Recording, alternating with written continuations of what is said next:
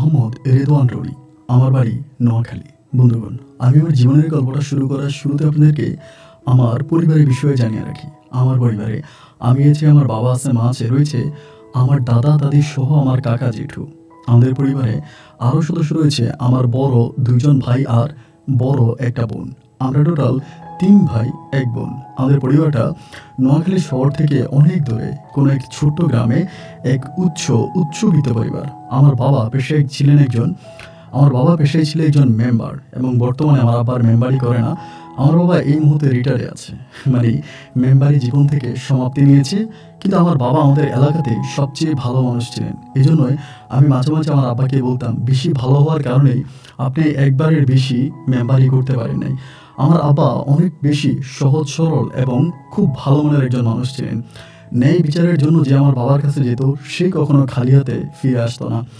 আমার বাবা ওই মানুষটাকে অনেক উপকার করতেন, এবং নিজের ক্ষতি করে হলেও অন্যের উপকারে ঝাঁপিয়ে পড়তেন আমার বাবা। এরপর একটা পর্যায়ে আমার বাবা মেম্বারি বন্ধ করে দিতে আমাদের এলাকায় জমি জামা আছে, ব্যবসা বাণিজ্য করে টুকিটাকি, এবং ওই যে জমি চাষ করার জন্য যে ট্রাকগুলো হয়, আমার আব্বা একটা ট্রাক কিনে এবং সারা রাত ধরে ওই ট্রাকের সাথে জমির মধ্যেই থাকে। এরকম করে আমার আব্বা দিন আর রাতগুলো কাটতে থাকে। এমন করতে করতে আমি মোটামুটি প্রায় অনেকটাই বড় হয়ে যাই।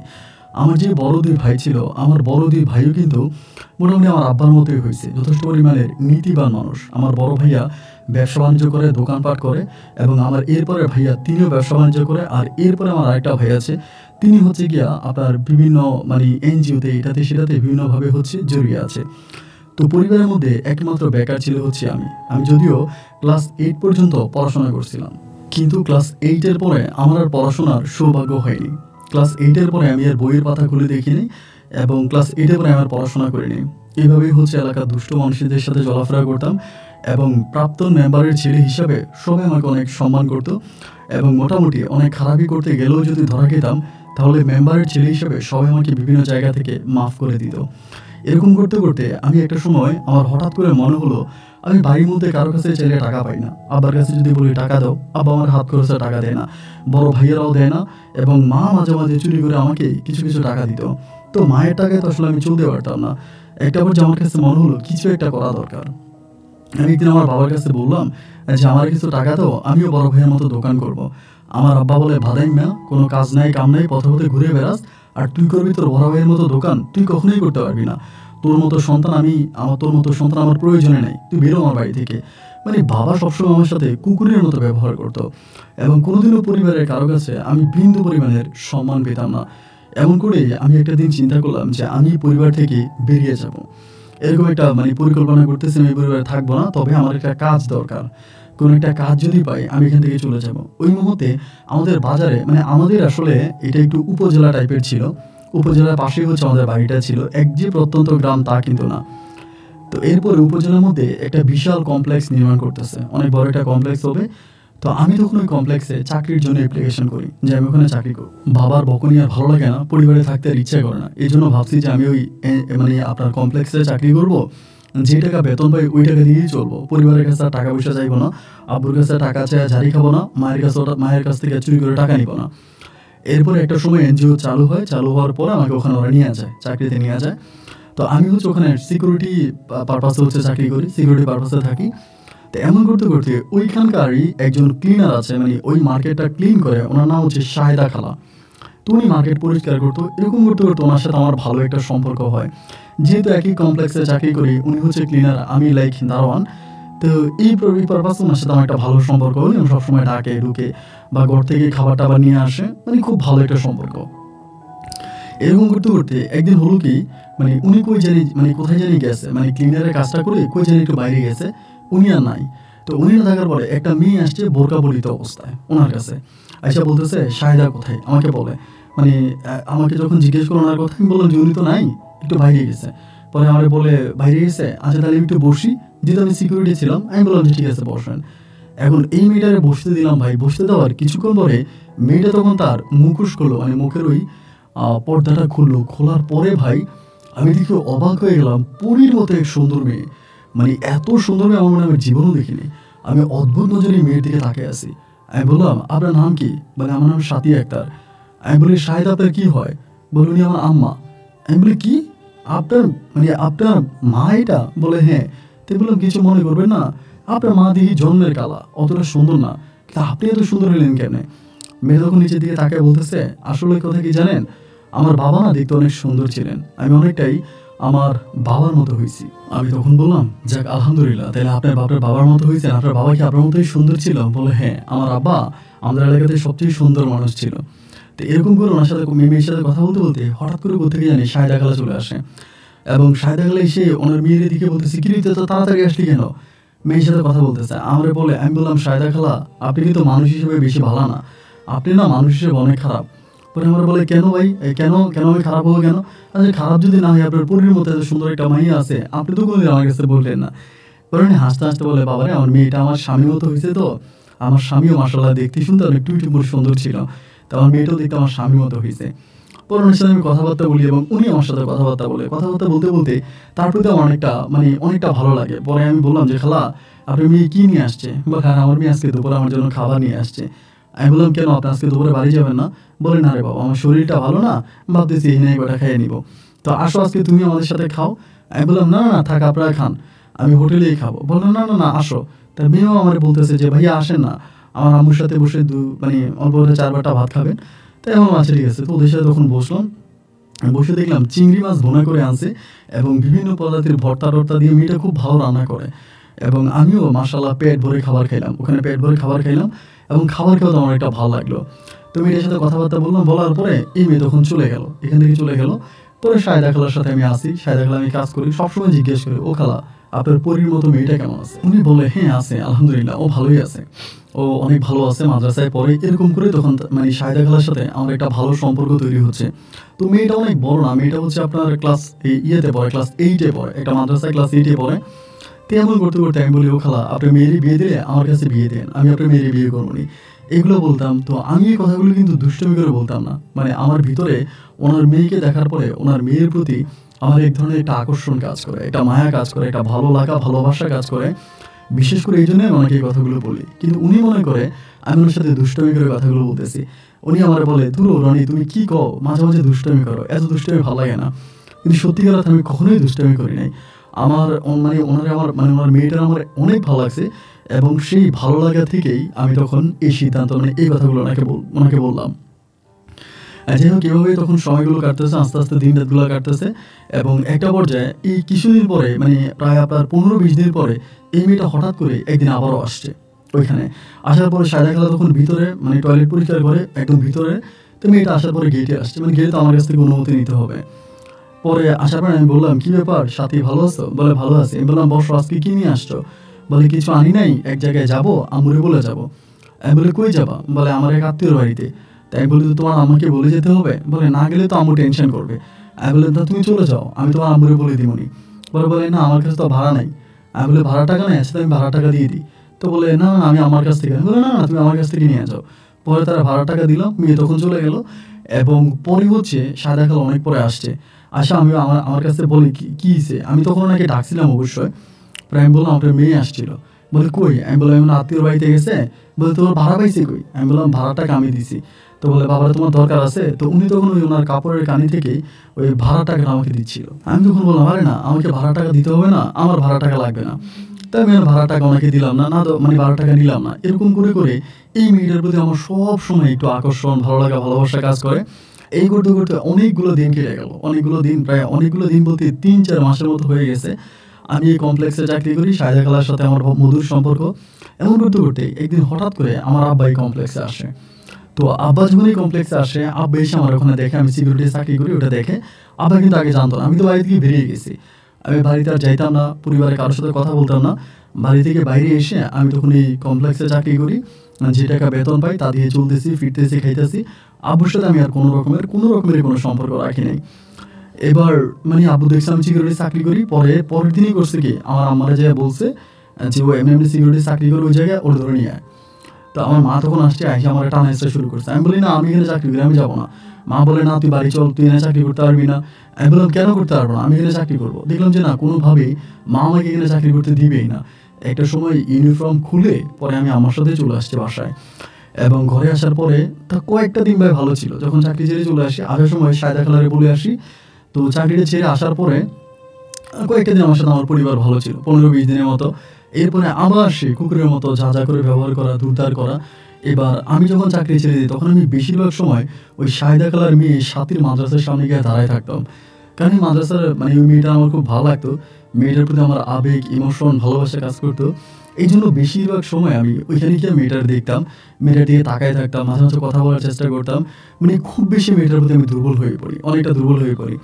এরকম করে 1 দিন 2 দিন 3 দিন 4 দিন হতে হতে এক পর্যায়ে হঠাৎ করে একদিন মাদ্রাসার কর্তৃপক্ষ মানে মাদ্রাসার শিক্ষকরা জিনিসটা দেখতে পায়, এবং দেখতে পাওয়ার পরে আমাকে একদিন মাদ্রাসার শ্রেণীকক্ষে ডেকে নেয়, মানে আপনার অফিস রুমে ডেকে নেয়, এবং ডেকে নেওয়ার পর আমাকে জিজ্ঞেস করে আমি কেন মাদ্রাসার গেটে দাঁড়ায় থাকি, আমি কেন মাদ্রাসার কাছে আসি, এগুলো বারবার বলে। এবং বলার পর আমি তখন বললাম যে আমার সাথীর সাথে সম্পর্ক আছে, আমি ওকে দেখার জন্য আসি। পরে সাথীর নিয়ে জিজ্ঞেস করছে, যে জিজ্ঞেস করার পরে সাথী তখন বলে যে না, উনি আমার সাথে চাকরি করতো আগে, এমনি মাঝে মাঝে আমাকে এসে ফলো করে। তো এগুলো বলার পরে মোটামুটি আমাকে ওই মাদ্রাসায় থাকা অবস্থায় পরে শাহেদা খালাকে খবর দেওয়া হয়। মানে মাদ্রাসার যে শিক্ষকরা আছে ওরা জিনিসটা অনেক মানে কঠিনভাবে নেয় আর কি, যে আমি কেন এই কাজটা করলাম, ওনাদের কাছে এটা অনেক মাইন্ডে যায়, অনেক খারাপ লাগে। এবং শাহেদা খালার তখন খবর দেওয়া, উনি কমপ্লেক্স থেকে আসার পরে উনি ওই মাদ্রাসার শিক্ষকগুলোর সামনে আমার সাথে অনেক দুর্ব্যবহার করে, অনেকটা খারাপ ব্যবহার করে, যে তোরা আমি নিজের ছেলের মতো মনে করতাম, তুই এত খারাপ কেমনে হইলি, এই সেই, মানে অনেকটা খারাপ ব্যবহার করে। এবং মাদ্রাসার আরও শিক্ষক থাকে, অনেক ছাত্রছাত্রী থাকে, ওদের সামনে আমার তখন অনেক খারাপ মনে হয়, অনেক ছোট লাগে। এবং আমি তখন ওখান থেকে চলে আসি এবং আস্তে আস্তে প্ল্যানিং করি এই শাহেদা খালা আমার এইভাবে অপমান করলো এতগুলো মানে ছাত্রছাত্রীর সামনে, আমি শাহেদা খালার অস্তিত্ব রাখবো না, মানে ওনার ক্ষতি করবো, এরকম একটা প্রতিশোধ মনের মাঝে কাজ করলো। এবং এরপর থেকে আমি আর রাগ করে কখনোই ওই মাদ্রাসার পাশে যাইতাম না, মাদ্রাসার দিকে এরপর আমি টোটালি যাইতাম না। আমি তখন হচ্ছে আমার বাড়িতে চলে আসি, এবং বাড়িতে আসার পরে বাসায় থাকতেছি, ফিরতেছি, ঘুরতেছি, আবারও সে আমার আগের মতো আমার আব্বা খারাপ ব্যবহার, মানে একবার ইমোশন আবেগ প্রবণিত আমাকে ওখান থেকে চাকরি থেকে নিয়ে আসছে। ওনার ছেলে সিকিউরিটি গার্ডে চাকরি করবে, এতে ওনার মান সম্মান যাবে, ওনার ভালো লাগে না, এই জন্য নিয়ে আসছে। কিন্তু আদত উনি আমাকে মন থেকে ভালোবাসে না, আমাকে মন থেকে চায় না। এবং এক পর্যায়ে আমি তখন আবারও মানে তখন চিন্তা করলাম যে না, বাড়ি থেকে বেরিয়ে যাবো, বাড়ির মধ্যেই থাকবো না, বাড়িতে থাকলেই যাতে এত ঝামেলা, এত প্রবলেম, আমি বাড়ির মধ্যে থাকবো না, বাড়ি থেকে আবার চলে যাব। এখন বাড়ি থেকে এবার কোথায় যাব ওই পরিকল্পনা করতেছি। এখন এরকম করতে করতে আমাদের এলাকার একটা ছেলে, ও ঢাকায় চাকরি করে, ওর সাথে ও তখন গ্রামে আসে, ওর সাথে আমার কথাবার্তা হয়। ওরে বললাম যে আমি ঢাকায় এমনি এমনি চাকরি করতে যাব। তো ওরে বলার পর তখন বললো আচ্ছা ঠিক আছে, সমস্যা নাই, তুই আসিস। আমার ওর বাসায় ঠিকানা দিয়ে গেল। সপ্তাহখানিক পরে আমি ওর বাসায় গেছি চাকরির উদ্দেশ্যে। এবং ওর বাসায় যাওয়ার পরে জানতে পারি ও গ্রামে গিয়ে না অনেক হ্যাডম দেখাইতো, আমি ওই কোম্পানিতে চাকরি করি, আমি এই আমি সেই, মানে অনেক ভাব দেখাইতো। কিন্তু ঢাকায় আসার পরে দেখি ভাই ও গার্মেন্টসে চাকরি করে। যখন ও গার্মেন্টসে চাকরি করে আমরাও তখন বলবো যে তাহলে তুইও গার্মেন্টসে ঢুকে যা। আমার অবশ্যই গার্মেন্টসে চাকরি করার কোনো ইচ্ছে ছিল না, কারণ গার্মেন্টসের চাকরিটাকে আমাদের এলাকার মানুষও খুব খারাপ নজরে দেখে। এরপর ও যখন বলছে তা আচ্ছা ঠিক আছে, সমস্যা নাই, আপাতত তো করা যায়, এই চিন্তা করে আমি যখন ওর সাথে ওই গার্মেন্টসের চাকরিতে ঢুকে যাই, ওইখানে চাকরিতে ঢুকি। গার্মেন্টসের চাকরিতে ঢুকে আমি যখন গার্মেন্টসে চাকরি করতেছি, মাস শেষে বেতন পাইতেছি, আলহামদুলিল্লাহ ভালোভাবেই চলতেছি। এভাবে প্রায় 3 মাসের মতো আমি ঢাকার ওই গার্মেন্টসে চাকরি করি। তো গার্মেন্টসের চাকরির অভিজ্ঞতাটা না আমার অনেক ভালো লেগেছে, কারণ অনেকেই বাইরে থেকে গার্মেন্টসকে ঠিক যেভাবে দেখে, গার্মেন্টসের ভিতরের পরিবেশটা কিন্তু এরকম না। গার্মেন্টসে যারা চাকরি করে প্রত্যেকের সাথে অনেক ভালো সম্পর্ক, একে অন্যের বিপদে ছুটে আসে, একজন আরেকজনকে হেল্প করে, মানে যথেষ্ট পরিমাণে আমার কাছে যেটা মনে হলো যে গার্মেন্টসে চাকরি করাই মানে হচ্ছে মানে নতুন নতুন বন্ধু তৈরি করা। তো গার্মেন্টসে 3 মাস 4 মাসের মতো চাকরি করি। এরপর একদিন আমার মায়ের জন্য খুব খারাপ লাগতেছিল, এবং মায়ের জন্য যখন খুব খারাপ লাগতেছিল তখন একদিন আমি আমার মায়ের দেখার জন্য বাড়িতে আসি। বাড়িতে আসি মায়ের দেখি, এবং মায়ের দেখার পরে হঠাৎ করে আমার ওই শাহেদা খালার কথা মনে পড়ছে। কেন মনে পড়ছে এটা বলি, আমাদের যে কমপ্লেক্সটা ছিল, ওই কমপ্লেক্সটা যে বানানো হয়েছিল এটা নাকি সরকারি জায়গায় পড়ছে। তো এটা কিন্তু আমরা আগে জানতাম না, পরে মানে এটা বাড়িতে আসার পরে জানতে পারি মানে যা সরকারি জায়গায় পড়ছে। এরপরে সরকারি লোকজন ওই কমপ্লেক্স বন্ধ করে দিছে, মানে ওইখানে অনেক দোকান ছিল, রেস্টুরেন্ট ছিল, অনেক কিছু ছিল, সব কিছু বন্ধ। এবং সরকারিভাবে এটা মামলা চলতেছে, মামলা যদি শেষ হয় তাহলে আবার চালু হবে। পরে আমি চিন্তা করলাম তাহলে শাহেদা খালা কই, মানে শাহেদা খালা কই, এটা মাথার মধ্যে আসলো। এবং আসার পরে তখন আমি ওনার খোঁজ করার জন্য চেষ্টা করতেছি, কিন্তু আমি তো ওনার বাড়িতে যাবো না, ওনার ঘরেও যাবো না, কারণ ওনার সাথে আমার এরকম একটা সম্পর্ক। এরপরে একদিন আমি বললাম কি, এক জায়গায় জানতে পারছি উনি মাঠে কাজ করতেছে, মানে কোথায় জানি মাটি কাটতেছে, এরকম একটা খবর পাইছি। এবার যেখানে মাটি কাটে সেখানে গেলাম, যে দেখি যে উনি সহ আরও 2-3টা মহিলা ওখানে মাটি কাটে। এবার আমাদের দেখার পর তখন দৌড়ে আসছে, আইসা আমরা বলে কিরে রনি কেমন আছিস, ভালো, মানে খুব ভালো ব্যাপার। আমি বললাম আপনি কেমন আছেন, বলে ভালো আছি, শুনলাম তুই নাকি এখন ঢাকা শহরে থাকোস, আমি বললাম ঢাকায় চাকরি করি। তো উনি আমার বলে তাহলে আমারও লয়ে জানা, আমি এই গ্রামগঞ্জে পড়ে আছি, আমার ভালো লাগে না, তুই যদি ঢাকায় থাকোস তাহলে আমিও ঢাকায় যাবো। পরে একবার মানে জিজ্ঞেস করতে চাইছিলাম যে আপনার মেয়ে কই, এটা ভাবছিলাম। পরে আবার চিন্তা করলাম এই মেয়ে নিয়ে যাতে এতই ঘটনা, এত সমস্যার মেয়েকে নিয়ে, তা মেয়ের কথা আমি জিজ্ঞেস করবো না, মেয়ের কথা জিজ্ঞেস করার আমার প্রয়োজন নাই।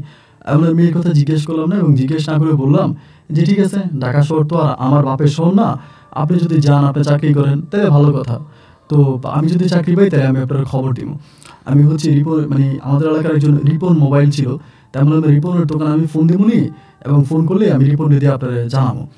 এইগুলো আমার সাথে কতক্ষণ কথাবার্তা বলে তখন চলে আসি, এবং চলে আসার পরে আমি তখন পুনরায় আবারও ওই গার্মেন্টসে যাই, মানে ওই গার্মেন্টস প্রতিষ্ঠানে যাই, মানে ঢাকাতে চলে যাই। ঢাকাতে গিয়া গার্মেন্টস আমাদের এলাকার যে ছেলের সাথে চাকরি করতাম ওর সাথে আমি তখন বিষয়টা একদিন শেয়ার করলাম যে বন্ধু এমন এমন ঘটনা, ওই মহিলা বাট আমার সাথে এত ভালো সম্পর্ক, আমিও কমপ্লেক্সে চাকরি করতাম, উনিও চাকরি করতো, এবং ওনার মেয়ে আসতো না, মেয়েটা দেখতে একটু সুন্দর ছিল, এই জন্য উনি আমাকে মাদ্রাসায় এবং শিক্ষকদের সামনে আমাকে এইভাবে অপমান করছে। আমার কাছে বিষয়টা বন্ধু অনেকটা মাইন্ডে লাগছে, আমি মহিলার উপর একটা প্রতিশোধ নিতে চাই। তো মহিলা আমার কয়েকদিন আগে বলছে উনি নাকি ঢাকাতে আসবে, আমার বলে যে আমি যদি ঢাকায় যাই তাহলে যেন ওনাকে সাথে করে নিয়ে আসি, এবং উনি ঢাকায় চাকরি করার জন্য ইচ্ছুক। পরে আমার বন্ধু বলে তাহলে তো হয়ে গেল, মহিলা যদি ঢাকায় চাকরি করতে যায় তাহলে চাকরি করতে আইনা বিক্রি করে দেয়। আমি বললাম ধুরো বেটা, না বিক্রি করবো না, মানে আমার তো আসলে মূলত ওনার মেয়ে, মানে সত্যি কথা বলতে গেলে প্রতিশোধ তো আসলে কিছু না, ওনার মেয়েটা আমার ভালো লাগছে, আমি ওনার মেয়েটারে মানে মেয়েটার সাথে থাকতে চাই, এবং এই মেয়ের এত কেন দেমাগ, মেয়ের মায়ের এত কেন দেমাগ, আমি ওদের দেমাগটা ভেঙে দিতে চাই। আমার বন্ধু তখন বললো আচ্ছা ঠিক আছে, সমস্যা নাই, তাদের গার্মেন্টসের নাম করে নিয়ে আয়, আমাদের পাশের বাসায় আরেকটা মহিলা থাকে, ওই মহিলার সাথে থাকবো নি, ওইখানে নিয়ে আয়। এরপরে কী করলাম, ওই দিন রাতের বেলায় গার্মেন্টস থেকে ফেরার পথে আমি তখন ওই আমাদের এলাকার রিপনরে ফোন দিলাম, রিপন টেলিকমে ফোন দিয়ে রিপনরে বললাম যে খালার একটু যাইয়া ঢাকায় আসতে বলবি, তার ঠিকানাটা লিখে নেয়। পরে আমি ঠিকানাটা দিলাম, ঠিকানা দেওয়ার পর ও বলো আচ্ছা ঠিক আছে। এই ঠিকানায় এর পরের দিনে খালা আমারে কল দিছে, ওই নাম্বারে কল দেওয়ার পরে মোবাইল আমাদের বাসার একজনেরই, পরে আমার কাছে দিল, আমার বলে কি রে তুই বলে আমার আসতে বলছোস। আমি বললাম যদি আপনি চাকরি করতে চান তাহলে ঢাকায় আসেন, মাস শেষে ভালো টাকা বেতন পাইবেন, থাকা ভালো, খাওয়া ভালো। উনি বলে কোথায়, কারো বাসায়? আমি বললাম না, কারো বাসায় না, একটা গার্মেন্টসে, এবং গার্মেন্টসের অবস্থাও ভালো, আপনি যদি করেন তাহলে আসেন। বলে আমার কি বসে গার্মেন্টসের চাকরিতে নিব? আমি বললাম চাকরিতে নিব না কেন, অবশ্যই নিব, আপনি চলে আসেন, আমি ব্যবস্থা করে দিব। এবং এইভাবে বলার পরে ইনি বলে আচ্ছা ঠিক আছে, তুই যদি ওইখানে থাকোস তাহলে তোমার আর কোনো টেনশন নেই, আচ্ছা ঠিক আছে আমি আসবো। এর কয়েকদিন পরেই উনি তখন ঢাকা আসার জন্য প্রস্তুতি নিল। তো যেদিন আসবে এর আগের দিন আমার সাথে কথা হয়েছে, আমার সাথে ফোনে কথা হয়েছে, উনি আমি তো আগামীকালকে আসতেছি। আমি বললাম ঠিক আছে আপনি আসেন, তো আপনি এসে এই নাম্বারে কল দিন। একটা নাম্বার দিয়ে গেছি আমাদের, মানে গার্মেন্টসের একজনের নাম্বার দিছি যে আমার সাথে কাজ করে, ওর নাম্বার দিয়ে দিলাম, বললাম আপনি ঢাকায় এসা এই নাম্বারে কল দিলে পরে আমি আপনারা যে নিয়ে আসবো বাস স্ট্যান্ড থেকে। এর পরের দিনে আপনার বিকেল প্রায় আনুমানিক 3টার দিকে ওই নাম্বারে তখন কল দিছে। কল দেওয়ার পরে ওই ছেলেটা আমার বললো যে রে এক মহিলা কল দিছে, শায়দা নামের, তোরে চাইতেছে। আমি বললাম দিয়ে আমি কথা বলি, পরে কথা বললাম। আমি বললাম ঠিক আছে আপনি কই আছেন, আপনি ওই স্টেশনে বসেন, আমি আসতেছি।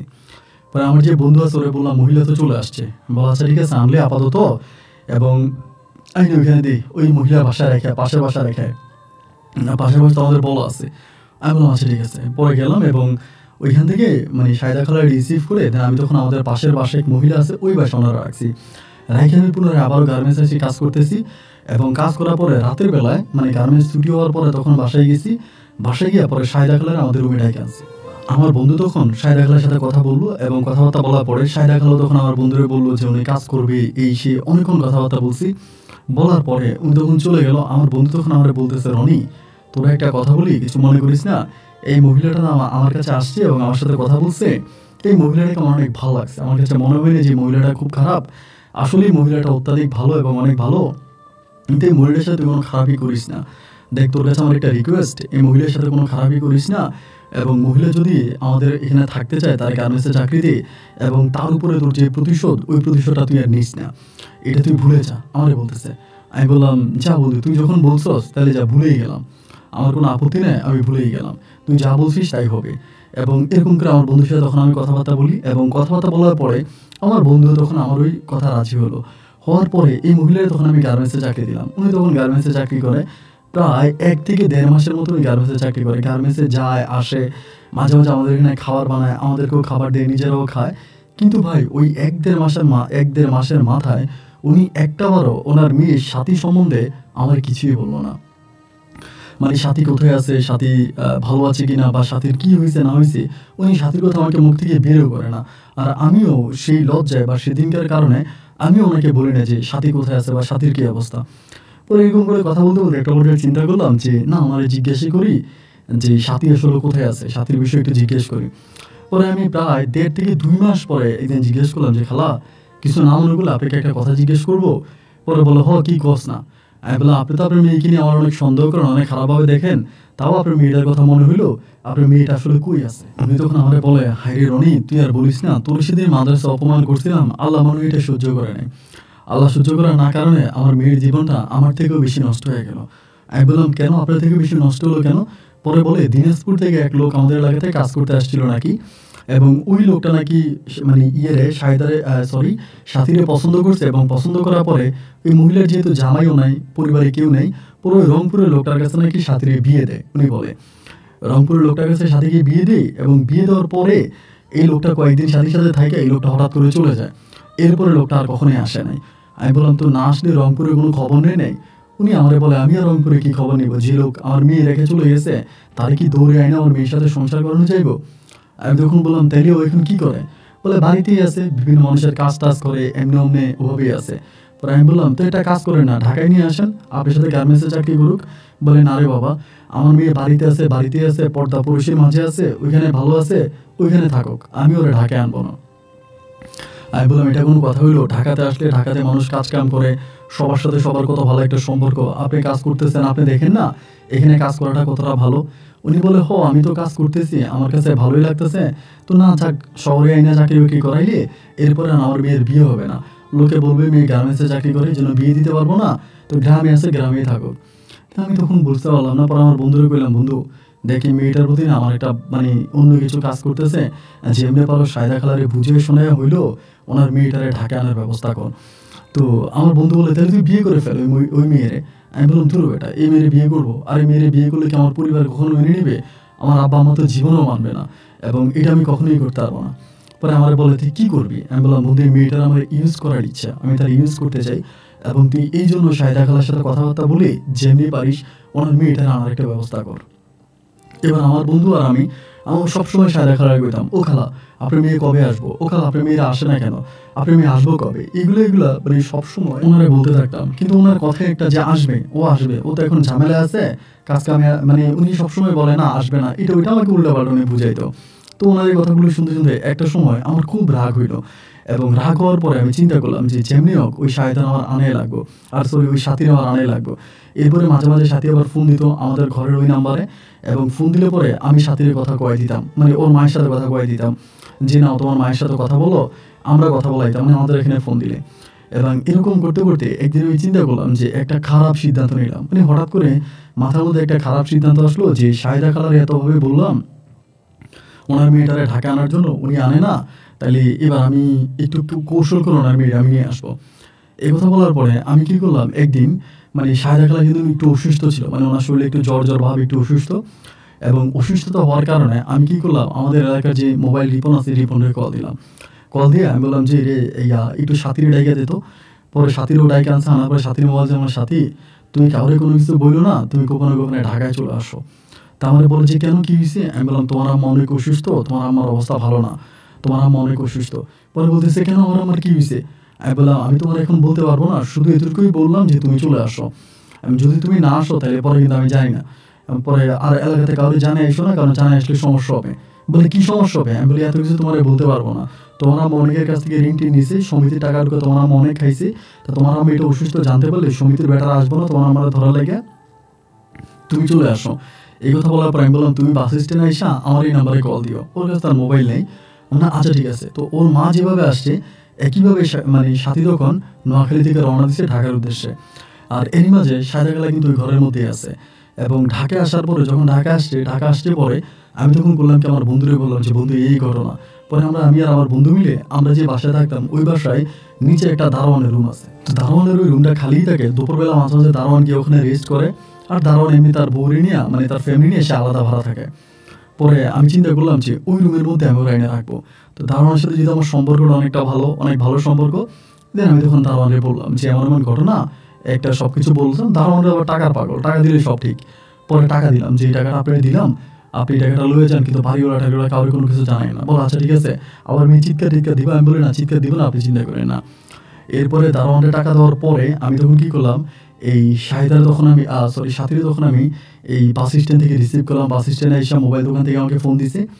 পরে বাস স্ট্যান্ড থেকে রিসিভ করছি এবং রিসিভ করে আমি ওকে নিয়ে ডিরেক্টলি ঘোরাউনে চলে আসছি, মানে একেবারে গ্র্যান্ড পরে চলে আসছি নিচে। আনার পরে ওই রুমের মধ্যে আমি ঢুকাইছি এবং ঢুকানোর পরে ও আমার বলতেছে আমার মা কই। আমি বলি তোমার মা আছে, আমি তোমার মায়ের কাছে তোমার পরে নিয়ে যাচ্ছি। এবং এই কথা বলার পরে ও বারবার বলতেছে যে না আমি মার কাছে যাবো, আমি আমার মায়েরই দেখতে আসছি, আমার মা অসুস্থ, আমি তাড়াতাড়ি চলে আসছি আমার মায়ের দেখার জন্য। আমি তখন একটু ধমক দিলাম, ধমক দিয়ে বললাম তোর এত ক্ষমতা কেন, তোর এত পাওয়ার কেন, মাদ্রাসা আমার সাথে এরকম করলি কেন ওই সময়। ও তখন বলে আরে আপনি তো আগের কথা এখন বলতেছেন কেন। আমি বললাম দেখ খবরদার মারিয়া ফেলামো, কিন্তু একদম মারিয়া ফেলামো, কোনো কথা বলে কিন্তু খুন করে এলাম। এই কথা বলে আমি তখন মানে যা করা দরকার ওর সাথে জোর জবরদস্তি করে তাই করলাম। এবং একটা পর্যায়ে তখন খুব কান্নাকাটি করতেছে। আমি বলি কান্নাকাটি করলে তোর মায়েরও হারাবি, তুইও মরবি, আমি তোর মায়ের আটকায় রাখছি না, তোরও কিন্তু মায়ের ফেলাবো, তুই কোনো শব্দ করতে পারবি না। পরে বলে না আমি কারোর কিছুই বলবো না, আপনি যা করছেন এটাও আমি কারোর কাছে কিছু বলবো না, আপনি শুধু আমার মায়ের একটু আইনে দেন, আমি একটু আমার মায়ের কাছে যাবো। আমি বললাম এই ঘরের মধ্যে তুই থাক এবং সময় হলে পরে আমি তোর মায়ের কাছে তোরে নিয়ে যাবো। এবং এই ঘরের মধ্যে ভাই আমরা আটকে রাখতাম, মানে ভিতরে রাখা বাইরে দিয়ে তালা মেরে রাখতাম। তো এই বাড়ির নিচে নিচ তালাটা হচ্ছে আপনার গাড়িটারে পার্কিং করার জন্য রাখা, বাট ওই বিল্ডিংয়ে তো কারো গাড়ি নেই, এই জন্য ওইটা সবসময় তালা মারাই থাকে। এবার আমি রুমের মধ্যে তালা মেরে রেখে বলছি খবরদার তুই যদি কোনোদিন চিল্লাস বা চেঁচামেচি করিস নাহলে কিন্তু আমি তোর আমার মেরে ফেলবো, এগুলো বলে মানে ধমকাধমকি করতাম। তো এমন করতে করতে এবার আমি ওর নিচে রাখতাম, উপরে তো শাহেদা খালা পাশের রুমে থাকতো। পরে শাহেদা খালা আমার সবসময় বলে আমার তো শরীরটা ভালো না, আমি একটু বাড়িতে যাবো, আমারে বলে। আমি বলে বাড়িতে যাবেন তো কয়েকদিন পরে যান, বাড়িতে যাবেন তো কয়েকদিন পরে যান, এরকম করে ওনারা আমি ঘুরাইতে আসি। ঘুরাইতে ঘুরাইতে আমাদের বাসায় যে আমি আবার অলওয়েজ হচ্ছে শাহেদার কাছে মানে সাথীর কাছে যাইতেছি আবার আসতেছি, আমি কিন্তু তখন আর চাকরি করি না, যে গার্মেন্টসে ডিউটি করতাম ওই সময় আমি ডিউটি করি না। এবার এরকম করতে করতে হঠাৎ করে ওই দারোয়ান হালা একদিন আমার বলতেছে যে ও নাকি মানে সাথীর ওরে দেওয়া লাগে। আমি বললাম ধরো বেটা না, আমি ওরে বিয়ে করবো। বলে মেয়েটার আজকে 3-4 দিন আটকে রাখছো যে এখানে বিয়ে করবি মানে এটা কোনো কথা, আমার লাগবো। আমি বলি আমি দিব না। এই কথা বলে যখন দিব না বলছি ও মনে হয় রাগ কইরা তখন এই বাড়িওয়ালাকে বিষয়টা জানাই দিছে। বাড়িওয়ালাকে বিষয়টা জানাই দেওয়ার পরে আমাদের বাসার বাড়িওয়ালা কিন্তু আবার ডিয়ারিং লোক, মানে অনেক খারাপ প্রকৃতির লোক। তা ওই বাড়িওয়ালা তখন গিয়ে আমার ওইখানে হাতে নাতে ধরছে ওর সাথে। ধরার পরে বাড়ির আমাকে কয়েকটা থাপড় মারছে, মাইরা বলে এটা কি। আমি তখন আর কথা বলি না, বলে বল এটা কি। আমি বললাম আমার গ্রাম থেকে নিয়ে আসছি। ও তখন বাড়িওয়ালার পা ধরে চিৎকার করে কাঁদতেছে, বলতেছে এই ঘটনা, মানে ও বলে দিছে আমার আম্মার এমনি আনছে এমনি এমনি এমনি। পরে বলে মেয়ের মা কই। আমি বললাম ওর মা আমাদের পাশের বাসায় থাকে। বলে পাশের বাসায় থাকে কি। আমি বললাম যে পাশের বাসায় থাকে যে সায়দা নামের একটা মহিলা আছে এইটা। এবং বলে এবার মেয়ের নিচ থেকে নিয়ে আসছে, আমার সব নিয়ে মানে আমারও কলার চেপে ধরে উপরে নিয়ে গেছে। তখন কিন্তু সায়দা খালা অসুস্থ। এবং ওই রুমে যাওয়ার পরে এবং সাথী তার মায়ের দেখে দৌড়ে যায়, ধরে চিৎকার করে কান্না করতে শুরু করছে। ওর মা তো মনে করছে আমি ওরে নিয়ে আসছি, মানে ওনার অসুস্থ দেখে আমি নিয়ে আসছি। উনি তখন আমার বলতেছে যে রনি তোরে আল্লাহ বাঁচাক, আমি অসুস্থ খবর পাইয়া তুই আমার মেয়েটা আমার দেখার জন্য নিয়ে আসছিস। বাড়িওয়ালা বলে আপনি কারে দোয়া দিতেছেন, কার জন্য কারে বলতেছেন আল্লাহ বাঁচানোর জন্য। এই ছেলে কি করছে জানেন, এই ছেলে এই ঘটনা ঘটাইছে। এই ছেলে আপনার মেয়েরে আরো 4 দিন আগে আনছে, আইনে এই নিচে আটকায় রাখছে, আটকায় রেখে আপনার মেয়ের সাথে এই ধরনের কাহিনী করছে। এবং এগুলো বলার পরে সায়দা খালা তখন মানে প্রচণ্ড রকমের রেগে যায় এবং রেগে গিয়ে জুতা নিয়ে এসে আমাকে মারার জন্য। এবার বাড়িওয়ালা বসে, বাড়িওয়ালা সহ এখানে আমাদের দারোয়ান আরও কয়েকটা ভাড়াটি আছে, সবাই মিলে বসে এবং বসার পর ওখানে একটা দরবার মতো হয়। দরবার হলে পরে সবাই তখন বলে যে দেখ রনি যে অন্যায় করছে এই অন্যায় শাস্তি রনিকে জেলে দিতে হবে, ও দর্শন মামলা করতে হবে। এবং সাথীরা আমারে বলতেছে তুমি একটা কাজ করো, থানায় গিয়ে মামলা দাও, জেলে ঢুকিয়ে দাও, জেলের ভাত খাক, এরপরে সব কিছু ঠিক হয়ে যাবে। এবার আমি বাড়িওয়ালার পা ধরে কান্না করে বলতেছে কাকা আপনি যা বলেন তাই করবো, আমি তো একটা অন্যায় করেই ফেলছি, আমি তো অন্যায় করছি, এখন আমার শাস্তি দেওয়ার কোনো লাভ আছে বলেন, আমি তো অপরাধ করেই ফেলছি, আমার এখন এই অপরাধ থেকে আমি কীভাবে বের হইতে পারি, আপনি এই ইয়ে দেন। পরে বলে তোর আব্বা আম্মার খবর দে, গ্রামে তোর আব্বা আম্মারে আনবো। আমি বলি দেখেন আমার আব্বা আম্মা এগুলো কিছুই জানে না, আমার আব্বা আম্মা মরে যাবে। এবার সায়দা খালা ফট করে উঠে বলতেছে ঠিক আছে তোর আব্বা আমার দরকার নাই, ও যেহেতু আমার মেয়ের এত বড় ক্ষতি করছে, ও আমার মেয়ের বিয়ে করুক, ও যদি আমার মেয়ের বিয়ে করে তাহলে আমার কোনো আপত্তি নেই। এই কথা বলার পরে তখনই বাড়িওয়ালা করলো কি, বলে যে ঠিক আছে তাহলে এবার কাজী রাখো। এবার কাজী রাখছে এবং কাজী রাখার পরে 5 লক্ষ টাকা কাবিনে তখন এই সাথে সাথে আমাকে বিয়ে পড়াই দেয়। এবং 5 লক্ষ টাকা কাবিনের যে সরকারি খরচ আছে, টাকা পয়সা যা আছে, এই সব কিছু কিন্তু উনি নিজেই দেয়, সরকারি দপ্তরে উনি টাকা দেয়। এবং টাকা দিয়ে 5 লক্ষ টাকা কাবিনে সাথীকে আমাকে বিয়ে করাই দেয়। সাথীকে বিয়ে করে দিলে পরে আমি তখন সাথীর নিয়ে বাড়ি মানে পাশের বাসায় থাকতেছি, এবার আমার বন্ধুই বাসা থেকে চলে যায়, ওই বাসায় থাকে না। তো খালা আবার এখানে আসে, আমার সাথে থাকে, এই সেই। আমার তো তখন প্রচণ্ড রকমের রাগ, বাড়ির এই কাজটা কেন করলো। এবং কয়েকদিন থাকতে থাকতে একটা পর্যায়ে আমি তখন চিন্তা করছি আমি এই বাসায় আর থাকবো না। যদি সাইদা খালা এক বাসায় থাকে, আরেক বাসায় আমি ওনার মেয়ের নিয়ে থাকি, তাই আমি ওই বাসায় থাকবো না, আমি বাসা চেঞ্জ করবো। ওই সময়টা মোটামুটি অনেকটা ভালো হয়ে গেছিলাম। এবং ভালো হওয়ার পরে আমি চিন্তা করলাম বাসা চেঞ্জ করব।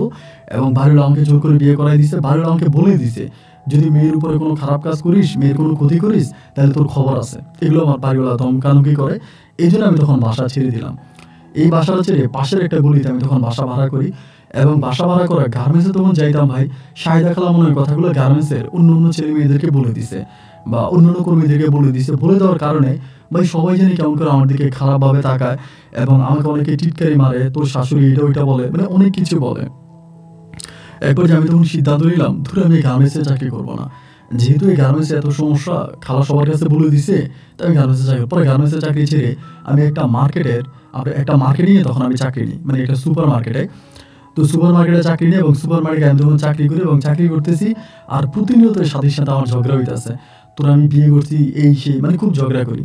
এবং কয়েকদিন পরে ওই সুপার মার্কেটের চাকরিটা আমি ছেড়ে দিই। সুপার মার্কেটের চাকরিটা ছেড়ে আমি আরেকটা আপনার মেজ ফ্যাক্টরিতে চাকরি নিই, একটা মেজের ফ্যাক্টরিতে চাকরি নিই। এবং ওইখানে আমি তখন চাকরি করতাম। এরকম করে চাকরি করতেছি, আমি আলাদা বাসায় থাকতেছি, এরকম করে থাকতেছি। এমন করতে করতে আমি যে এক বাসায় থাকি, আমার পাশের বাসাটা কিন্তু মানে পাশের রুমটা কিন্তু খালি, পাশের রুমে কিন্তু কোনো মানুষ নাই।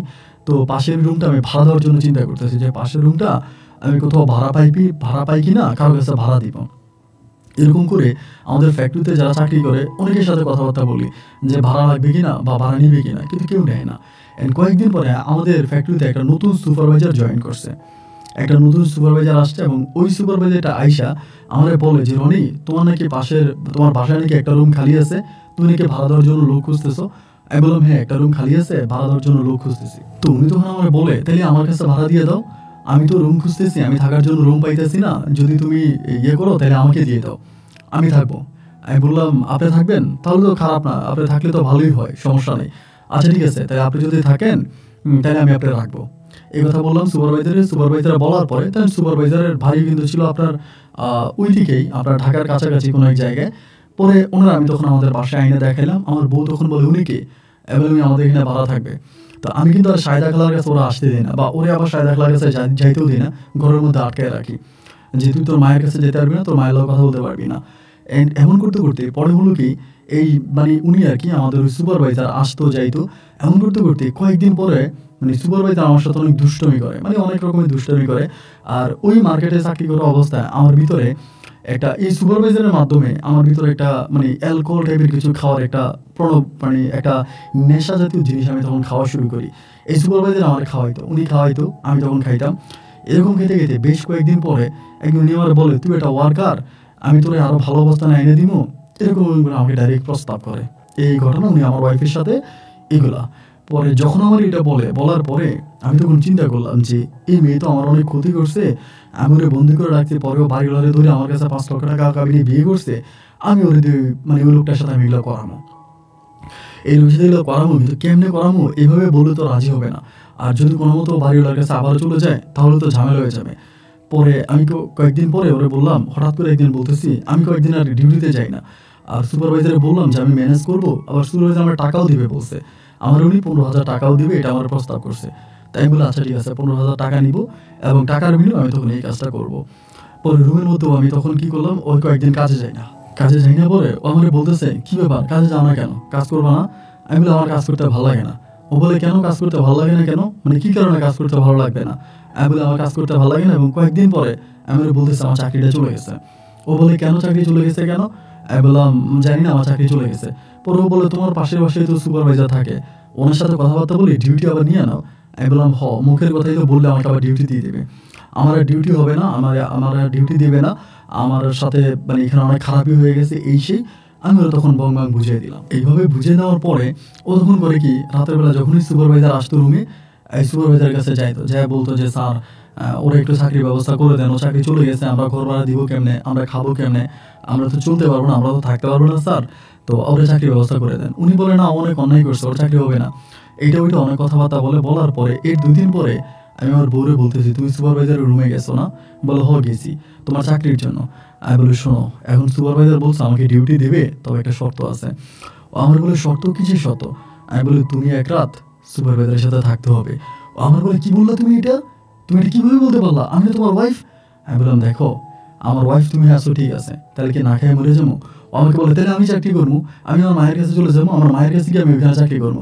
আমি বলে আমি তো তোর মায়ের কাছে যেতে দিব না, তোর মায়ের কাছে তুই কখনোই যেতে পারবি না, আমি তোর ওয়াদা করাইছি না তুই তোর মায়ের সাথে কথা বলতে পারবি না। ও আমাকে বলে তাইলে?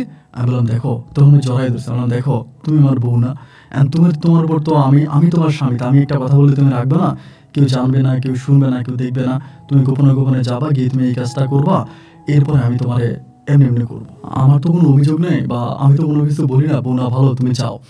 এমন করে করে আমি তখন এই সুপারভাইজার রুমে ওরে পাঠাইতাম, এবং এরকম করে জোর করে আমরা পাঠাইতাম। ও কিন্তু যেতে চাইতো না। এরকম করে একদিন, দুদিন, 3 দিন বুঝাতে বুঝাতে একদিন অনেক বোঝানোর পর তখন রাজি হয়। রাজি হওয়ার পর আমি তখন গোপনে গোপনে ওদের সুপারভাইজার রুমে পাঠাই, এবং সুপারভাইজার রুমে পাঠানোর পরে ও তখন সুপারভাইজারের কাছে যায়। সেই সময় মোবাইল বের হয় আপনার, মানে আপনার এই ধরেন 1.5 মিনিট 3 মিনিট ভিডিও করা যেরকম মানে মোবাইল বাইরে, আমি তখন একটা মোবাইলও কিনি। এই অভাবের ভিতরে কিন্তু আমি মোবাইলও কিনে ফেলি, কারণ আমি তো ইনকাম করতাম, যা সবই আমার কাছে থাকতো, আমি তো আর বাড়িতে টাকা পয়সা দেওয়া লাগতো না, সবটা টাকা পয়সা আমার কাছেই থাকতো। আমি তখন একটা মোবাইল ফোন কিনি, এবং ওই বাড়িওয়ালা ওই সুপারভাইজারের রুমেও যখন ঢুকে আমি তখন আমার রুম থেকে এই জিনিসটা ভিডিও করি, এবং আমি প্রায় ভাইঙ্গা আমি 5-6 মিনিটের একটা ভিডিও বানাই।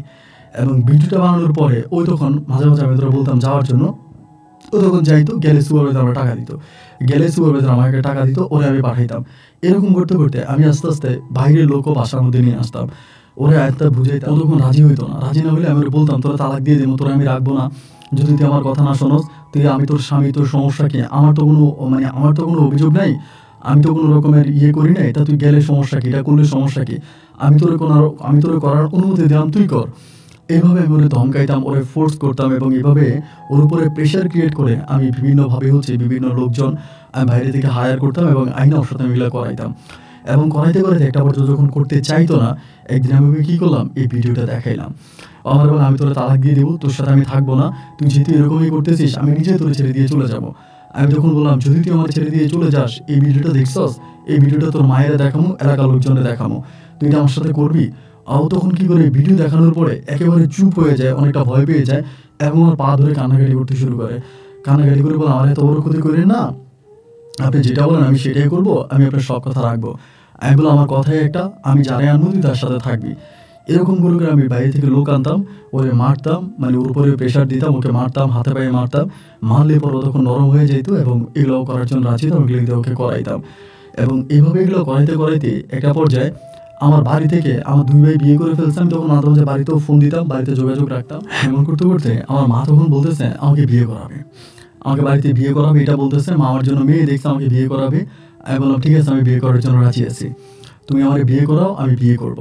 তো এই কথাগুলো কিন্তু আমি আবার ওই যে সাথীরে বলতেছি না, বা সায়দা খালারেও বলি না, ওরা তো আর গ্রামে যায় না, ওরা মানে ঢাকাতেই পড়ে আছে, ঢাকাতেই থাকতেছে, ঢাকাতে ওনাদের সব কিছু।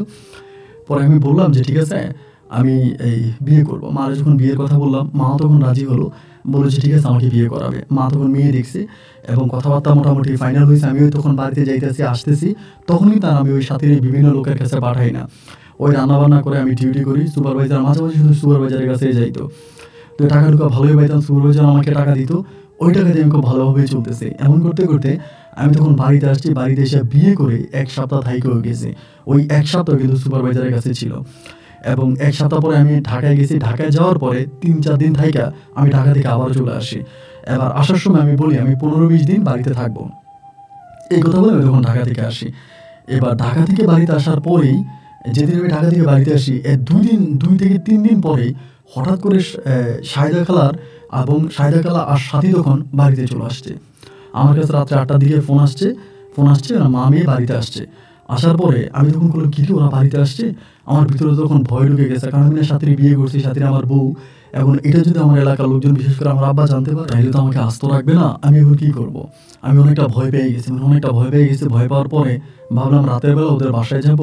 চিন্তা করলাম রাতের বেলায় গেলে যদি আবার ভয় পায় মা, ওরা যদি সাহস বেড়ে যায়, এবং ওরা যদি মনে করে আমি ভয়ে ওদের কাছে আসছি, এই ভয়ে আমি রাতের বেলায় গেলাম না।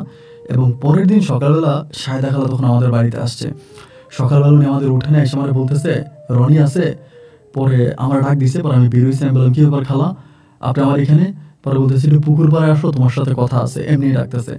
আমি যে ঠিক আছে। পরে পুকুর পাড়ে গেছি। পরে বললো, তুমি এটা কি করলা আমারে বলে। আমি বললাম, কি করলাম মানি? বলে, তুমি বিয়ে করলা? আমি বললাম, হ্যাঁ করছি। বলে, আমার মেয়েটার জীবনটা কি করলা? আমি বললাম, দেখেন আপনার মেয়ের নিয়ে তো আমি সংসার করতে পারবো না, আর আপনার মেয়ে তো আমার সাথে যায় না, এটা তো আপনি নিজেও বুঝতেছেন, এটা তো কোনোভাবেই সম্ভব না। তো এখন এছাড়া তো আমার কাছে আর কোনো পথ খোলা নেই। আমার পরিবার সম্বন্ধে তো আপনি জানেন, আমার পরিবার তো আর আপনারা কখনোই আমাদের সাথে মেনে নিবে না। বলে, তাহলে আমার মেয়ের জীবনটা কী করলা? আমি বলি, আপনার মেয়ের জীবন যা করছি তা, এখন আপনি নিয়ে কোনো কথা বলি না, কথা বলে সমস্যা হবে, আপনি চলে যান। এটা বলা পর উনি বলে, তাহলে তুমি দুপুরে আমার বাড়িতে আসো, তোমার সাথে আমার কথা আছে। আমি বললাম, ঠিক আছে, আমি 2টার দিকে আসবো। এরপরে দুপুরে খাওয়া দাওয়া করে আমি তখন আস্তে আস্তে সায়দা খালা বাড়ি থেকে রওনা দিলাম। এমনি আমি আর ঢাকাতে আর যাচ্ছি না। পরে সায়দা খালা বাড়িতে যাওয়ার পরে পাশের রুমে হচ্ছে সাথী আছে, আমি এই রুমে ওর মায়ের সাথে কথা বলতেছি। সাথী ওইখান থেকে আইসে কান্নাকাটি করতেছে, আমার পা ধরে চিৎকার করে কাঁদতেছে। আপনি যা বলছেন আমি আপনার সব কথা শুনছি, আপনার সব কথা মানছি। আপনি যে লোকের কাছে পাঠাইছেন আমি সেই লোকের কাছে গেছি। আপনি আমাকে যেমনি ইউজ করছেন আমি তেমনি ইউজ হয়েছি, কিন্তু আপনি আমার বহুর অধিকার থেকে বঞ্চিত করেন না। আপনি বিয়ে করছেন, আপনার একটা বউ আছে, সমস্যা নাই, আপনি আমাকেও আপনার বউ হিসাবে আপনার বাড়িতে নিয়ে যান। আমি প্রয়োজনে বান্দি দাসীর কাজ করে আমি আপনার বাড়িতে থাকবো। আমি আপনার আমি আপনার মায়ের সেবা করবো, আপনার বাড়িতে থাকবো, কিন্তু আপনি আমাকে অন্তত এই সম্মানটুকু দেন। আমি তখন বললাম, সাথী দেখো, ইমোশনাল হয়ে তো কোনো কাজ করেও লাভ নাই, ইমোশনাল কথা বলেও লাভ নাই। আসলে সত্যি কথা বলতে গেলে তোমার সাথে আমার কোনো দিক থেকেই যায় না, না পরিবারের দিক থেকে যায়, না কোনোভাবেই যায়। এর আগে তোমার একটা বিয়ে হয়েছে, তাও আবার রংপুরের সাথে। এবার তুমি এখন একা একা থাকো, আমি এটা করতে পারবো না। প্রয়োজনে তুমি অন্য কোথাও বিয়ে বিয়ে বসে যাও, যদি কিছু টাকা খরচের টাকা লাগে তাহলে আমি তোমার খরচের টাকা দিমু, তুমি অন্য কোথাও বিয়ে বসে যাও। ও আমার বলে, আমি জীবন অন্য কোথাও বিয়ে বসবো না, আমি মরে যাব, প্রয়োজন আমি থানায় যাব, আমি মামলা করবো। আপনি আমার 5 লক্ষ টাকা কাবিনে বিয়ে করছেন, আপনি আমার কাবিনের টাকা দিবেন, আমি মামলা করবো। আমি বলি, মামলা করলে আমার কাছে কি আছে তুমি তো জানোই, তাই না? ওইটা কিন্তু ছড়াই দিবে এলাকাতে। বলে, ছড়াই দিলে দিবেন, যেহেতু আপনি আমাকে ছেড়ে অন্য কাউকে বিয়ে করে ফেলতে পারছেন। আমি আর আমার ইজ্জতের ভয় করি না, আমার ইজ্জত গেলে যাবে, আমি গ্রামবাসী সবার কাছে জানাবো আপনি আমার এত বড় ক্ষতি করছেন। আপনি আমার বিয়ে করে ঢাকাতে রেখে এসে আপনি গ্রামে আরেকটা বিয়ে করছেন। আমি তখন বলি, দেখো আমার একটু সময় দাও, 15-20 দিন একটু সময় দাও, আমি আমার পরিবারটাকে একটু ঠিক করি, এরপরে না হয় আমি তোমারে আমি মানে উঠাবো, আমার ঘরে উঠাবো, একটু সময় দাও। যখন দেখলাম ও অনেকটা গরম হয়ে গেছে, তাই ভাবলাম যে গরম মাথায় হুটহাট করে কি করে বসে বা কার কাছে কি বলে দেয় না দেয়, এই ভয়ে আমি ওরা ঠান্ডা করার জন্য জাস্ট একটু ঠান্ডা বাতাস লাগাইলাম। ওই তখন মনে করেন ঠান্ডা হয়েছে, হওয়ার পরে আমি বাড়িতে আসছি। এবার তো ভাই আমার টেনশনে ঘুম আসে না, এখন কি করব? কারণ ঘরে অলরেডি আমার একটা বউ আছে, আমি তো এই বউ নিয়ে আসি। আর আমার আব্বা আম্মা যদি কোনোভাবে কোনো রকমে সায়দার কথা জানতে পারে বা সাথীর এই বিষয়টা জানতে পারে, তাহলে আমার আব্বা আম্মা কিন্তু আমাকে আস্ত রাখবে না, ওরা কিন্তু অনেক রাগী।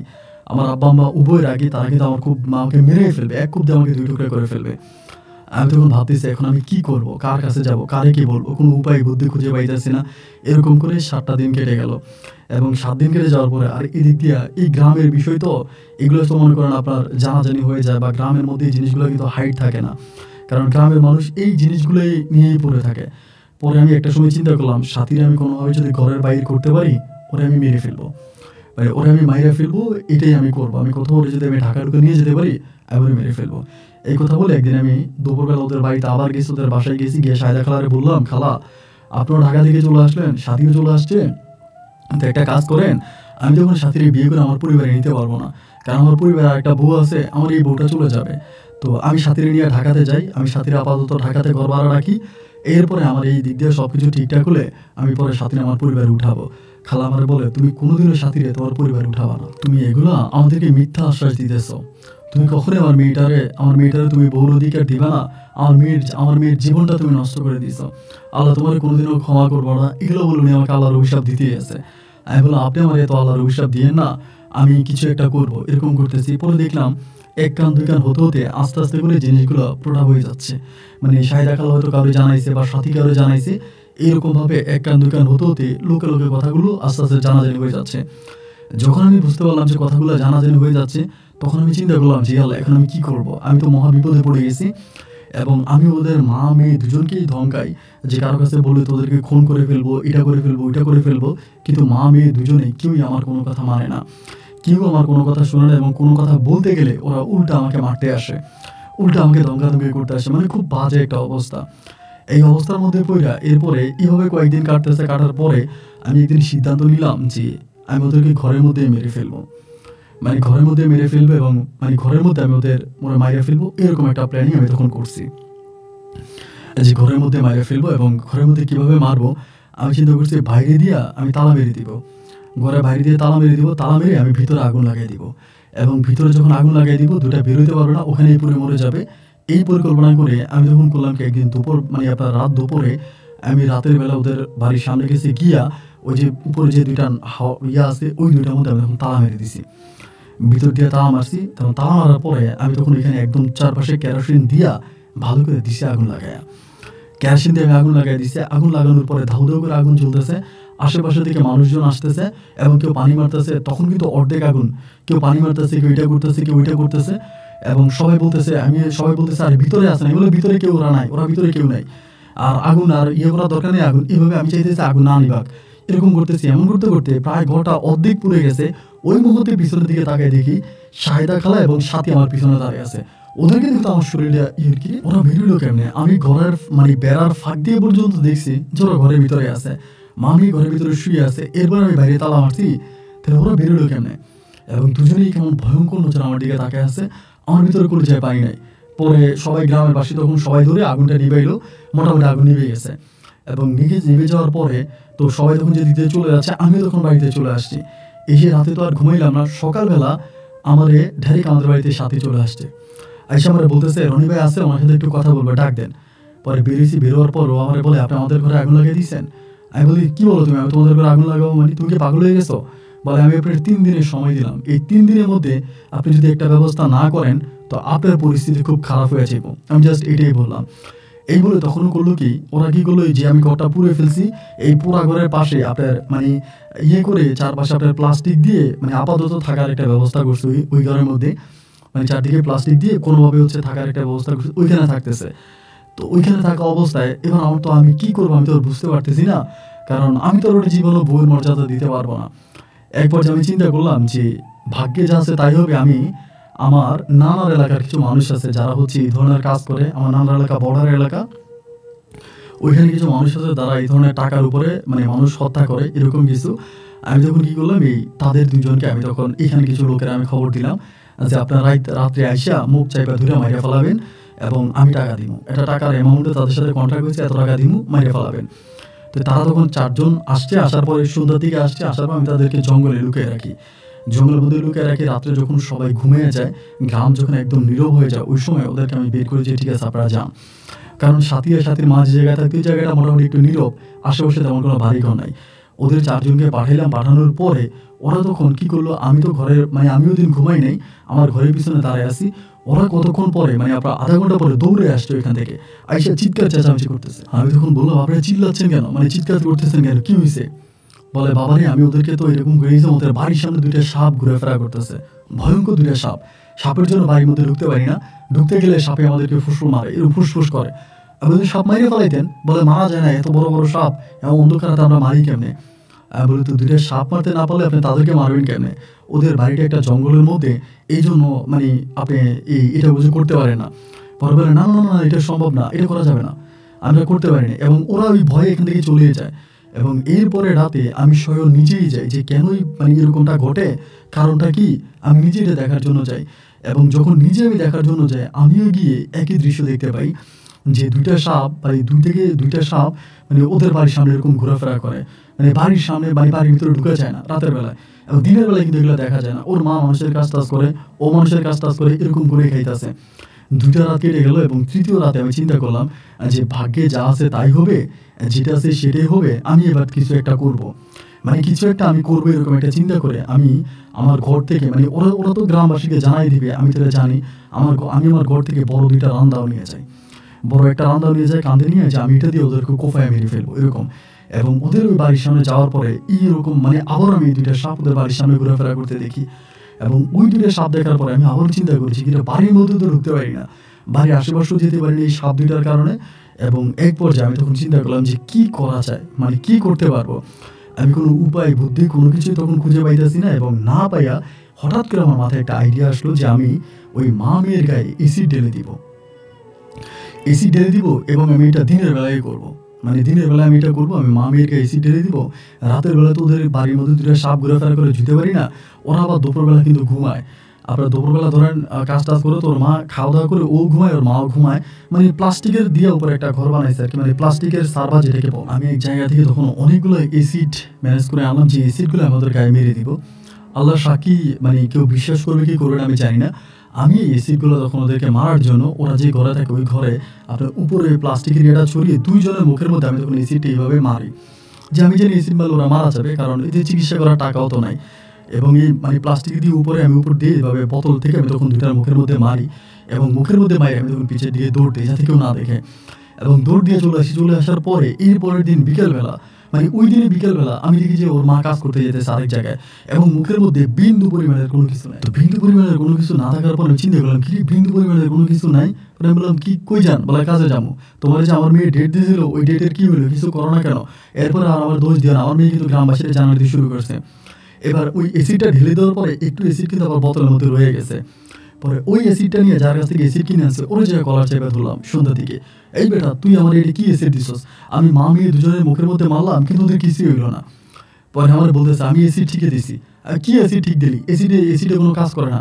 বলে আচ্ছা ঠিক আছে, তাহলে একটু আসানার ভিতরে এটা তোর গায়ে দিয়ে, আমাকে দিয়ে আমার গায়ে দিয়ে। বলে কিন্তু সমস্যা কিন্তু আমি জানি না। আমি বললাম সমস্যা নাই দিয়ে। এই কথা বলি একটুখানি এসিড ভিতরে ছিল, ও তখন এটা ঢেলে আমার গায়ের মধ্যে দেয়। ধীরে ভাই মুহূর্তের মধ্যে আমার গা তখন চুলকাতে শুরু করে, এবং এই জায়গাটা পুরো ফোসকা পরে ডোবের মতো হয়ে যায়, মানে ডোব পড়ে যায়। এবং ডুব পড়ে গেলে আমি তখন বুঝতে পারলাম না কিনে ডুব পড়ে গেছে, আমি তো একটু মেশিনটা অনেক পারলাম, এক ফোটাতে আমার এই অবস্থা হয়েছে, আমার এই জায়গাটা পুরো পুড়ে গেছে। আমি তখন রাত্রেবেলা বাড়িতে গেছি, বাড়িতে যেটা চুলকাইতে, এবং সকালবেলা দেখলাম কি মানে এই জায়গাটা পুরো ফুলে গেছে, মানে ফুলে একদম রক্ত জমাট হয়ে কেমন জানি আপনার কালো কালো বর্ণ হয়ে গেছে, মানে বুঝতে পারলাম না। দুপুরে ডাক্তারের কাছে গেলাম, ডাক্তারের কাছ থেকে ওষুধ আনলাম, আনার পরে আমি তখন এই বিকেল করি যখন রাত আসলো এটাতে চুলকাতে শুরু, এবং এই জায়গা থেকে আমার পুরো শরীরটা চুলকাতে শুরু করে, আমার মুখ এটা ওইটা মানে পুরো শরীর চুলকাচ্ছে। এবং এই পুরো শরীর চুলকাতে একটা সময় আমার শরীরের অবস্থা এরকম হয়েছে যে আমার শরীর থেকে আস্তে আস্তে করে কালো কালো লোম বেরোতে শুরু হয়েছে, মানে আপনার বন মানুষদের গায়ে বা বিড়ালের গায়ে যেরকম বা কালো কুকুরের গায়ে যেরকম লোম থাকে না, এরকম লোম আমার পুরো শরীরে গজাতে শুরু হয়েছে। আমি যখন এইভাবে শরীর চুলকাতে প্রায় পুরো 1 মাসের মাথায় আমার পুরো শরীরে, মুখে, আমার পিঠে, আমার পুরো শরীরে একদম কালো কালো লোম হয়ে গেছে। জন্তুদের শরীরে যেরকম লোম থাকে এরকম লোম হয়ে গেল। এবার আমার মা আমাকে বিভিন্ন ধরনের ডাক্তারের কাছে নিয়ে যায়, কোনো কাজ হয় না, এবং এই ঘটনার প্রায় 4 মাসের মাথায় আমার বউ আমাকে ছেড়ে চলে যায়। আমার যে বিবাহিতা বউ আছে, বউ আমাকে ছেড়ে চলে যায়, এবং আমার বউ চলে যাওয়ার পরে মানে ও নিজে আমাকে ডিভোর্স দিয়ে চলে যায়, যে এরকম লোকের সাথে তো অ্যাটলিস্ট সংসার করা যায় না। এবং প্রায় 4-5 মাস পরে আমি তখন আমার মায়ের কাছে সত্য ঘটনাগুলো খুলে বলি যে মা আমি শাহেদা আর শাহেদার মেয়ের সাথে আমি এই কাজ করছিলাম। আমার মা আর আমি তখন ডিরেক্টলি গিয়ে ওই মা মেয়ে দুজনের পা চেপে ধরি, তখনও তারা মানুষের কাজ করে, বিভিন্ন বাড়িতে যায় মানুষের কাজ করে, তাদের পা চেপে ধরি যে আমার ভুল হয়ে গেছে, আমার অন্যায় হয়ে গেছে। আমার মা বলে আপনি যেটা বলেন, শাহেদা মারে বলতেছে যে আপনি যেটা বলেন আমি আপনার সেটাই শুনতে রাজি আছি, কিন্তু আমার ছেলেটারে বাঁচান, আপনি আমার ছেলেটারে অভিশাপ দিচ্ছেন। এবং লাস্ট পর্যন্ত আমার মা বলে আমার এই ছেলেকে কি আপনার মেয়ে বিয়ে করবে শাহেদ, আমি এই আবার বিয়ে করাবো। তখন ওই আপনার শাহিদাকে সাথীকে আপনার মেয়ের সাথী যদি বিয়ে করে আমি সাথীর আবার বিয়ে করাবো, শাহেদা খালারে বলতেছে। শাহেদা খালা আমার মায়ের বলতেছে যে সাথীকে তো বিয়ে করছে, সাথী তোর বই আছে। এবং আমার আম্মা একটা সময় কি করলো, সাথীর আমার ঘরে পর্যন্ত উঠে আনছে, এবং সাথী আমার সাথে সংসার করতেছে। আজকে প্রায় অনেকগুলো বছর আমার সাথে সংসার করে, আমার বউ হিসাবে আছে, এবং আমার ঘরে 2টা কন্যার সন্তানও হয়। ও আমার কাছে আল্লাহর কাছে দোয়া চায়, আর ওর মাও দোয়া চায়, গ্রামবাসীও দোয়া চায়, আমার আব্বা মিলাদ দেয়, হুজুর ডাকে, আপনার গরু জবাই করে গ্রামবাসীরা খাওয়ায়, কিন্তু এর পরেও আমার শরীরের আর কোনো পরিবর্তন ঘটলো না। এবং আমার যে সন্তানগুলো হচ্ছে, আমার সন্তানগুলো মোটামুটি ভালোভাবে হচ্ছে, আমার সন্তানদের কোনো সমস্যা নাই, কিন্তু আমার শরীরে লোম গেল না। মানুষ যেরকম মুখ শেভ করে আমি এরকম আমার পুরো শরীরটা সেভ করি, মানে পুরো শরীরটা আমি শেভ করি রেজার দিয়ে, কিন্তু আমার শরীরের লোম মানে কাটার পরে 15 দিন পরে, 5 দিন পরে, 10 দিন পরে আবারও গজায়। আমি রাতের অন্ধকারে সাথীরে বলি, ও সাথী আমি অন্যায় করছি, আমি তো তোমার আবার ঘরে আনছি, তা তুমি কি আল্লাহর কাছে চাইলে আল্লাহ আমার মাফ করবো না? ও আমার বলে আল্লাহ তোমার মাফ করবে কিনা জানি না, কিন্তু আমি ছাড়া তো তোমার সংসার আর কেউ করবে না। এবং আজও আমি সাথীকে নিয়ে সংসার করতেছি এবং সাথীর সাথে আমার সংসার জীবন কাটতেছে। কিন্তু ভাই আমার শরীরে এই সমস্যাটা এখনও রয়ে গেছে। এই সমস্যা থেকে আমি এই পর্যন্ত বের হতে পারিনি। আমি জানি না আল্লাহ কেন আমাকে এটা দিয়েছে বা আমি সাথীর কাছে মাপ চাইছি। সাথীর মা এখনো বেঁচে আছে, আমার শাশুড়ি ওনাকে আমি শাশুড়ির মর্যাদা দিয়েছি। কিন্তু আমি আর সুস্থ সবল ভালো হতে পারিনি।